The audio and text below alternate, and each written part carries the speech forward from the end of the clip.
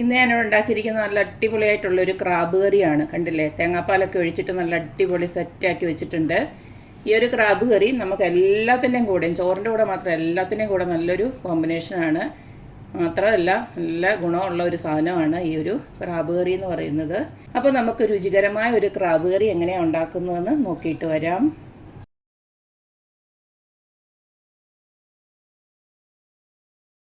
Crab കറിക്ക് വേണ്ടിയിട്ട് 1 kilo crab നല്ല കഴുകി വൃത്തിയാക്കി.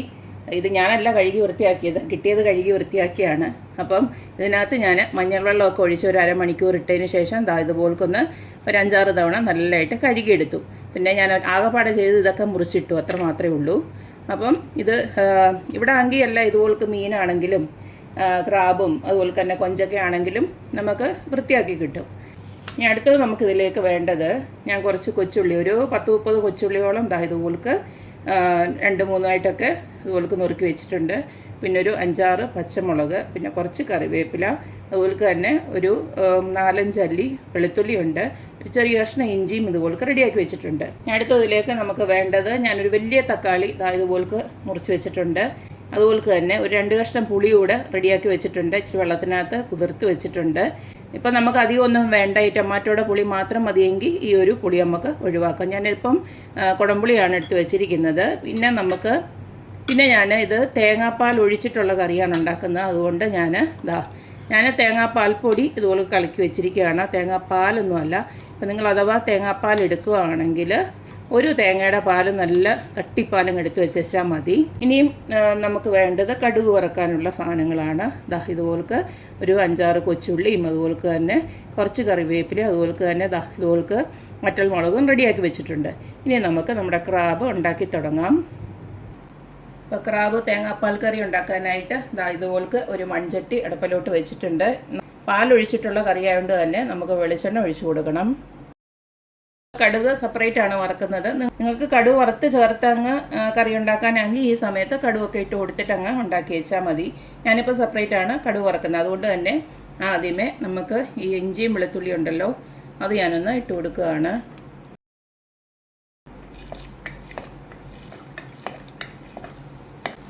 ഇഞ്ചിയും വെളുത്തുള്ളിയും ചെറുതായിട്ടൊന്ന് മൂത്ത് വരുന്നുണ്ട്. നമുക്ക് ഉള്ളി അരിഞ്ഞ് വെച്ചിരിക്കുന്നതും പച്ചമുളകും കറിവേപ്പില എല്ലാം അങ്ങോട്ട് ഇട്ട് കൊടുക്കാം.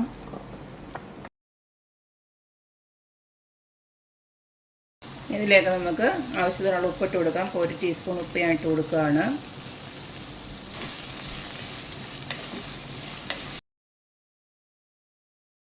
ഉപ്പ് ഇട്ട് കൊടുത്ത ഉള്ളിയെല്ലാം ഇതുപോലെ നന്നായിട്ട് വഴണ്ട് വന്നിട്ടുണ്ട്. ഈ ഒരു സമയത്ത് നമുക്ക് കുറച്ച് പൊടി ഇട്ട് കൊടുക്കാറുണ്ട്. നമുക്ക് തീയൊക്കെ ഒന്ന് നന്നായിട്ട് കുറച്ച് വെച്ചതിന് ശേഷം ഇതുപോൽക്ക് അടുക്ക എണ്ണ ഇത്തിരി ഉണ്ടല്ലോ, അതിനകത്തോട്ട് നമുക്ക് പൊടികളൊക്കെ ഒന്ന് ഇട്ട് കൊടുക്കാം. ആദ്യം തന്നെ ഒരു 1/2 ടീസ്പൂണോളം മഞ്ഞൾപ്പൊടിയാണ് ഇട്ട് കൊടുക്കുന്നത്. ഇതിലേക്ക് ഇട്ട് കൊടുക്കുന്നത് മല്ലിപ്പൊടിയാണ്, ഒരു 2 ടീസ്പൂണാണ് ഇട്ട് കൊടുക്കുന്നത്. ഇനി അടുത്തതിലേക്ക് ഇട്ട് കൊടുക്കുന്നത് ഞാൻ കുരുമുളക് പൊടിയാണ്. കുരുമുളക് പൊടി ഇത്തിരി ഏറെ ഇട്ട് കൊടുത്താലും നല്ല ടേസ്റ്റാണ് ഈ ഒരു ക്രാബിന്. അപ്പം നമ്മൾക്ക് ഒരു 1.5 ടീസ്പൂണോളം ഇട്ട് കൊടുത്തിട്ടുണ്ട്. ഇനി ഇതിലേക്ക് ഇട്ട് കൊടുക്കുന്നത് കാശ്മീരി ചില്ലി പൗഡറാണ്, അത് 1.5 ടീസ്പൂൺ ഇട്ട് കൊടുക്കുകയാണ്. ഇതിന് പകരം നിങ്ങൾക്ക് മൊത്തം ഒരു കുരുമുളക് ഉപയോഗിച്ചാലും കുഴപ്പമൊന്നുമില്ല. ഇട്ട് കൊടുക്കുന്നത് നമ്മുടെ സീക്രട്ട് ഇൻഗ്രീഡിയൻ്റ് ആണ്, വേറൊന്നുമല്ല, നമ്മുടെ ബീഫ് മസാല ഉണ്ടല്ലോ, അതിലെ ഒരു 1.5 ടീസ്പൂൺ ഇട്ട് കൊടുക്കുകയാണ്. ഇത് ഇട്ട് കൊടുക്കുന്നതുകൊണ്ട് തന്നെ ഞാൻ വേറെ ഇനിയും മസാലപ്പൊടികൾ വേറെ ഒന്നും ഇട്ട് കൊടുക്കുന്നില്ല.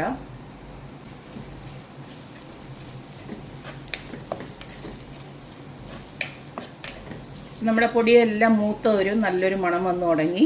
ഇനി നമുക്ക് നേരത്തെ അരിഞ്ഞ് വെച്ചിരിക്കുന്ന തക്കാളി ഉണ്ടല്ലോ, അതുകൂടെ അങ്ങോട്ട് ഇട്ട് കൊടുക്കാം. ഈ കൂട്ടത്തിൽ തന്നെ നമ്മുടെ നേരത്തെ കഴുകി റെഡിയാക്കി വെച്ചിരിക്കുന്ന ക്രാബൂടെ അങ്ങോട്ട് ഇട്ട് കൊടുക്കാം.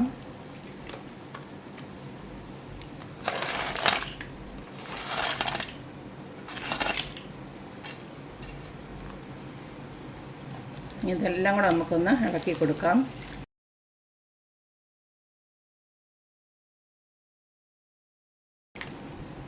ഇതിലേക്ക് ഇത്തിരി വെള്ളം ഒഴിച്ച് കൊടുത്ത് നമുക്കൊന്ന് അടച്ചു വെക്കാം. ഞാനിപ്പോൾ ചൂടുവെള്ളം ഒന്ന് തിളപ്പിച്ച് വെച്ചിട്ടുണ്ട്, അതൊന്ന് ഒഴിച്ചു കൊടുക്കുകയാണ്. ഇതൊന്ന് വെന്ത് കിട്ടണം നമുക്ക്. ഒരു കപ്പ് വെള്ളം ഞാൻ ഒഴിച്ചു കൊടുത്തിട്ടുണ്ട്. ക്രാബിൻ്റെ വേവെന്ന് പറഞ്ഞാൽ ഏകദേശം നമ്മുടെ മീനിൻ്റെയൊക്കെ വേവ് തന്നെയാണ്. 20-25 മിനിറ്റ് വരെ ഒരു വേവുണ്ട്. ഇത് അടച്ച് വെച്ചിട്ട് ചെറിയ തീയിലതൊന്ന് വെന്ത് വരട്ടെ.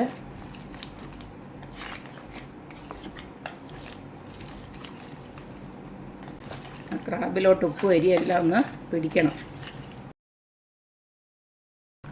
അപ്പം നമ്മുടെ ക്രാബ് വേവിക്കാൻ വെച്ചതിന് ശേഷം ഒരു 20 മിനിറ്റോളം ആയിട്ടുണ്ട്. കണ്ടില്ലേ, ഇതിനകത്തുനിന്ന് കുറച്ചും കൂടെ വെള്ളമൊക്കെ ഇറങ്ങി. ക്രാബിൻ്റെതും അതുപോലെ തന്നെ നമ്മുടെ തക്കാളി ഇട്ട് കൊടുത്തതിൻ്റെയൊക്കെ വെള്ളമൊക്കെ ഇറങ്ങിയതാ. അപ്പം വെന്ത് വന്നിട്ടുണ്ട്, എണ്ണയൊക്കെ തെളിഞ്ഞ് വന്നിട്ടുണ്ട്. ഇപ്പം നമുക്ക് നമ്മൾ തക്കാളിയൊക്കെ ഇട്ട് കൊടുത്തപ്പോൾ എല്ലാം വെന്ത് വന്നിട്ടുണ്ടല്ലോ. ഇനിയിപ്പം നമുക്ക് ആ പുളി ഒന്ന് നോക്കിയിട്ട് ബാക്കി നമ്മൾ എടുത്ത് വെച്ചിരിക്കുന്ന പുളി ഉണ്ടല്ലോ അതങ്ങോട്ട് ഇട്ട് കൊടുക്കാം. തക്കാളിയുടെ പുളി ഒന്ന് എത്ര ഉണ്ടെന്ന് അറിയാൻ വേണ്ടിയിട്ടാണ് ഞാനിതുവരെ പുളി ഇട്ട് കൊടുക്കാഞ്ഞത്. അപ്പോൾ ഈ സമയത്ത് നമുക്ക് കുറച്ചൊന്ന് ചാറെടുത്ത് നോക്കുമ്പോൾ അറിയാം എത്രമാത്രം പുളി ഉണ്ടെന്നുള്ളത്. ഒരുപാടങ്ങ് കൂടിപ്പോയാലും രുചിക്കത്തില്ല. നോക്കട്ടെ എത്രമാത്രം പുളി ഉണ്ടെന്നുള്ളത്. ഇപ്പം ഞാൻ പുളിയൊക്കെ നോക്കി, കുറച്ച് പുളിയുണ്ട് ആവശ്യത്തിന്. ചിലർക്ക് ഈ ഇത്ര ഒരു പുളി മതിയാവും. എന്തായാലും ഞാൻ ഈ ഒരു 2 കഷ്ണം ഉണ്ടല്ലോ അതുകൂടെ ഞാൻ ഒഴിച്ചു കൊടുക്കുകയാണ്. ഈ പുളിയോട് ഒഴിച്ച് കൊടുക്കുമ്പോൾ ചിലപ്പോൾ ഇത്തിരി ഉപ്പ് ഇട്ട് കൊടുക്കേണ്ടി വരും. കുരുമുളകിൻ്റെ ഒക്കെ നല്ല ടേസ്റ്റ് ഉണ്ട് കേട്ടോ. ഇനി നമുക്ക് അവസാനം പാലോട്ട് ഒഴിച്ച് കൊടുത്താൽ മതി. ഞാനിത് എന്തായാലും ഒരു 5 മിനിറ്റും കൂടെ നടച്ച് വെക്കുകയാണ്. ഈ സമയം ഞാൻ വേറൊരു അടുപ്പിലോട്ട് ഞാൻ കടുകൂടെ വറുക്കുകയാണ്. അതൊന്നും കാണിക്കുന്നില്ല, എല്ലാവർക്കും അറിയാവുന്നതാണല്ലോ കടുവൊക്കെ വറുക്കുന്നത്. അപ്പം ഇനി വളരെ കുറച്ച് നേരം മതി. നമ്മുടെ ഓൾമോസ്റ്റ് ആയിട്ടുണ്ട്. പിന്നെ ഈ സമയം നമുക്ക് ഉപ്പ് വേണമെങ്കിൽ ഒന്ന് ഇട്ട് കൊടുക്കാം. അതുപോലെ തന്നെ എരിവ് നിങ്ങൾക്ക് ഒത്തിരി നല്ല എരിവ് വേണമെങ്കിൽ കുറച്ചും കൂടെ കുരുമുളക് ആഡ് ചെയ്യാം. വേറെ ഒരു മുളക് പൊടിയൊന്നും ആഡ് ചെയ്യേണ്ട, കുരുമുളകാണ് രുചി. അപ്പോൾ ഇത് 5 മിനിറ്റ് കൂടെ നമുക്ക് ഇരിക്കട്ടെ.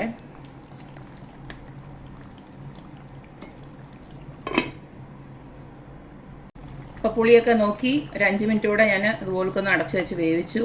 അപ്പം നല്ല ടേസ്റ്റ് ഉണ്ട്. ഇപ്പം തേങ്ങാപ്പാൽ ഒഴിച്ചു കൊടുത്തില്ലേ പോലും ഇതിങ്ങനെ കഴിക്കാനും നല്ല ടേസ്റ്റാണ്. എന്തായാലും ഞാൻ തേങ്ങാപ്പാലൊക്കെ കലക്കി വെച്ചല്ലോ, അപ്പം അതുകൂടെ അങ്ങോട്ട് ഒഴിച്ച് കൊടുക്കുകയാണ്. മാത്രമല്ല ഞാൻ ചാറ് കുറച്ചല്ലേ ആക്കിയിട്ടുള്ളൂ. തേങ്ങാപ്പാൽ ഒഴിച്ചു കൊടുക്കേണ്ടതുകൊണ്ടാണ് ഞാൻ ചാറ് ഇത്തിരി ആക്കിയിട്ടുള്ളത്. തേങ്ങാപ്പാൽ കലക്കി വെച്ചതുകൂടെ ഈ സമയത്ത് ഒഴിച്ചു കൊടുക്കുകയാണ്.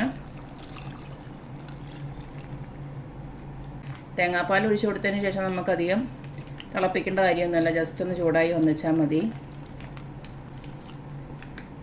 ക്രാബൊക്കെ ഒന്ന് വൃത്തിയാക്കാൻ അറിയുന്നവർക്ക് ഭയങ്കര എളുപ്പമാണിത്. വൃത്തിയാക്കി കിട്ടുവാണെങ്കിലും ഈ പറഞ്ഞ പോലെ വലിയ പണിയൊന്നുമില്ല, നല്ല അടിപൊളി ടേസ്റ്റാണ്. ഞാൻ ഈ ക്രാബിൻ്റെ കറിയൊക്കെ ഉണ്ടാക്കുമ്പോൾ ഞാൻ എൻ്റെ മക്കളെയാണ് മിസ് ചെയ്യുന്നത്. അവരുടെ ഏറ്റവും ഫേവറേറ്റ് ഒരു സാധനമായിരുന്നു. സത്യം പറഞ്ഞാൽ അവർ പോയതിന് ശേഷം ഞാനങ്ങനെ ഒന്നും വാങ്ങിക്കാറൊന്നും ഇല്ലായിരുന്നു. ഇപ്പോൾ പിന്നെ ജസ്റ്റ് ഒന്ന് വാങ്ങിച്ച് കുറേ നാളായല്ലോ എന്ന് വിചാരിച്ചിട്ടൊന്ന് വാങ്ങിച്ചതാണ്. അപ്പോൾ എല്ലാവരും ഇതുപോലൊക്കെ ഒന്ന് ഉണ്ടാക്കി നോക്കുക. നല്ല അടിപൊളി ടേസ്റ്റുമാണ്, ഗുണമുള്ള ഒരു സംഭവമാണ്. മറ്റേ കാര്യം ശ്രദ്ധിക്കാനുള്ളൂ, ക്രാബാണെങ്കിലും അതുപോലെ തന്നെ നമ്മുടെ കൊഞ്ചൊക്കെ ആണെങ്കിലും ക്ലീൻ ചെയ്യുന്ന സമയത്ത് ഒന്ന് ശ്രദ്ധിക്കുക. പിന്നെ നമുക്ക് വീട്ടിൽ ഇതുപോലൊക്കെ ഉണ്ടാക്കി എടുക്കുകയാണെങ്കിൽ അടിപൊളിയാണ്. അപ്പോൾ ചോറിൻ്റെ കൂടെ മാത്രമല്ല, അപ്പത്തിൻ്റെ കൂടെയും ചപ്പാത്തിയുടെ കൂടെയൊക്കെ നല്ല അടിപൊളി ഒരു കോമ്പിനേഷനാണ്. ഏതിൻ്റെ കൂടെയും നല്ലൊരു കോമ്പിനേഷനാണ്. അപ്പം എല്ലാവരും ട്രൈ ചെയ്ത് നോക്കുക, അഭിപ്രായങ്ങൾ അറിയിക്കുക. അപ്പോൾ എപ്പോഴും പറയുന്ന പോലെ തന്നെ എൻ്റെ റെസിപ്പീസ് ഇഷ്ടമുള്ള എല്ലാവരും please like, share and subscribe. അപ്പോൾ ഇനി ഒരു അടിപൊളി വീഡിയോ ആയിട്ട് വരുന്നവരേക്കും ബൈ.